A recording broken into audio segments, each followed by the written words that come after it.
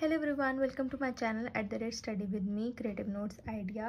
So today हम पढ़ेंगे regional organizations European Union which is in your political science 6th semester JS Padyal Punjab University.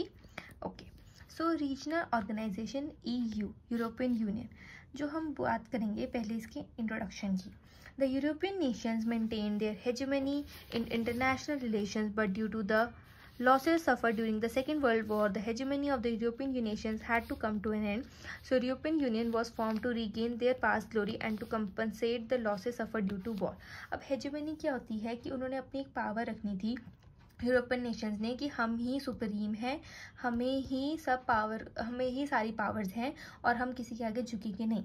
But due to the second world war man नहीं बचे, इनके पास पैसे नहीं बचे and सब कुछ हो गया, तो जो हेजेमनी थी वो ख़त्म हो चुकी और उनको एक एंड मिला. तो अब यूरोपियन यूनियन का उन्होंने क्या करा कि उनको चाहा कि हमें अपनी जो पास्ट ग्लोरी, जो पास्ट हमारे पास एक पावर थी वो हमें दोबारा चाहिए और to compensate the losses suffer due to जो वॉर में हमें जो भी लॉसेस हुए हैं उसको हम कंपनसेट करेंगे. कैसे? तो अब यूरोपियन यूनियन क्या है? It is a political and economic union of 27 member states of Europe continent. क्या है कि पॉलिटिकल एंड इकोनॉमिक यूनियन है 27 मेंबर स्टेट्स यहाँ पे पॉलिटिकल साइंस में हम कंट्रीज को कहते हैं of Europe continent. Establishment of European Union was on November 1st, 1993 by Maastricht Treaty Headquarter Brussels in Belgium. कहाँ पे हुई थी इस्टेब्लिशमेंट ऑफ यूरोपियन यूनियन की? On November 1st, 1993 by Maastricht Treaty Headquarter Brussels in Belgium. अब area of operation क्या था European union का? पहले हमने थोड़ा सा इंट्रो के बारे में पढ़ा कि यूरोपियन यूनियन बना क्यों. उसके बाद हम यूरोपियन यूनियन की बात कर रहे हैं कि the area of cooperation to ensure free movement of people, goods, services and capital with in the interior market economic growth. कि अब क्या हो गया, जो 27 मेंबर स्टेट्स थी वो क्या कर सकते थे? फ्री मूवमेंट करते थे ऑफ पीपल की, गुड्स की, सर्विसेज की and capital with in interior market economic growth की 27 मेंबर स्टेट्स थी अपने में आपस में ग्रो करें.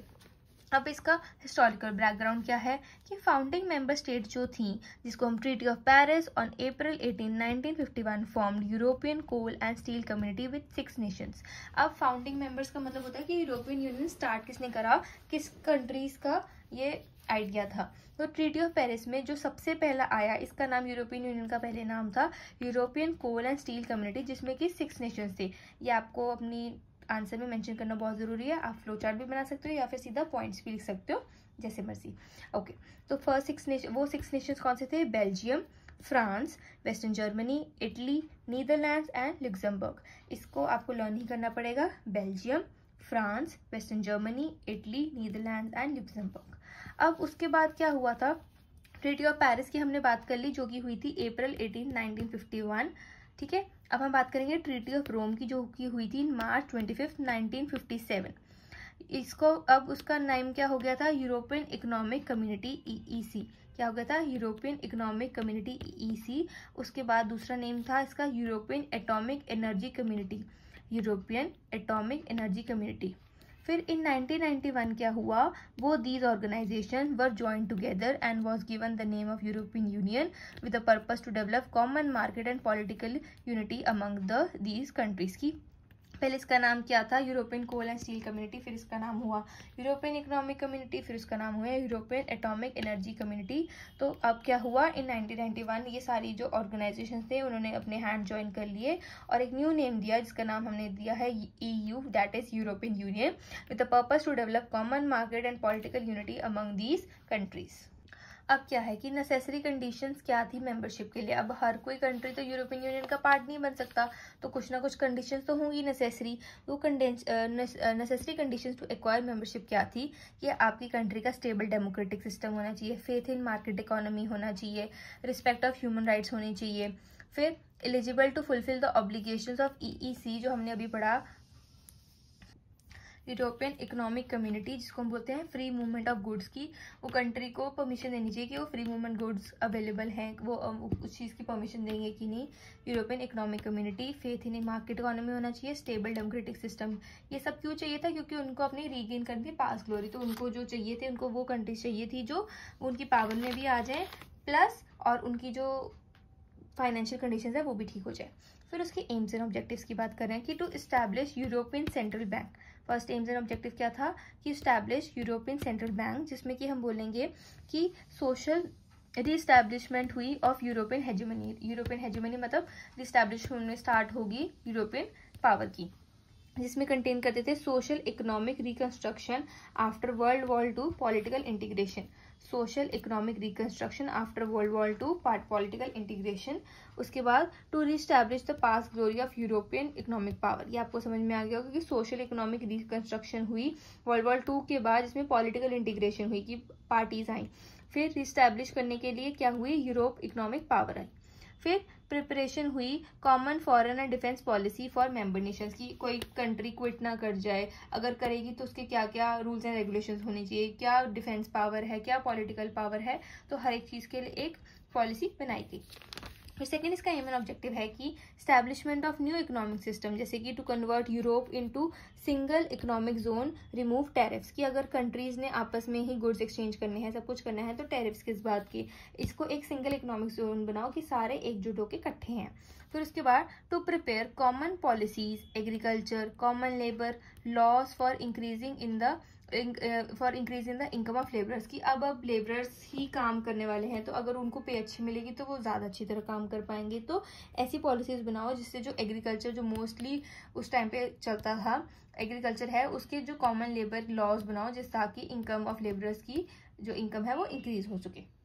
Then comes establishment of new monetary system, मतलब न्यू मॉनेटरी मतलब न्यू मनी के लिए क्या सिस्टम आता है। पहला, to provide common currency for European nations that is euro for, आप अपनी GSBDL में 304 पेज पे आप देख सकते हो फॉर मोर पॉइंट्स इसकी एक्सप्लेनेशन को, कि अब हर जगह आप अपनी कंट्री का भी जो आपकी करेंसी है वो चला सकते हो, बट अगर आप यूरोपियन नेशंस जो भी जितने भी थे, अगर आप उनमें भी चलाओगे तो वो भी आराम से चल जाएंगे। ठीक है, तो एक क्या ना कॉमन सब पे मिलाना कि हम सब एक हैं, we all are one.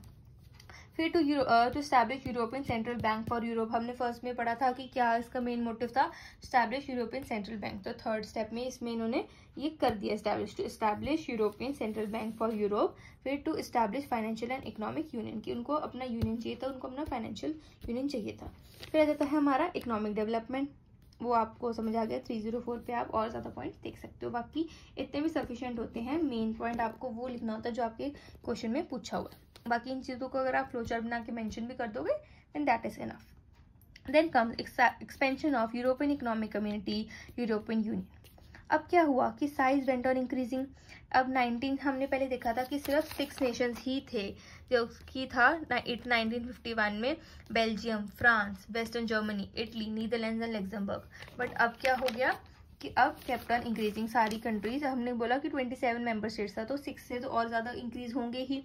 Size went on increasing, जिसमें कि 1973 इसमें ज्वाइन हुए Denmark, Ireland, England joint it, की 3 कंट्रीज और आ गई, डेनमार्क, आयरलैंड एंड इंग्लैंड।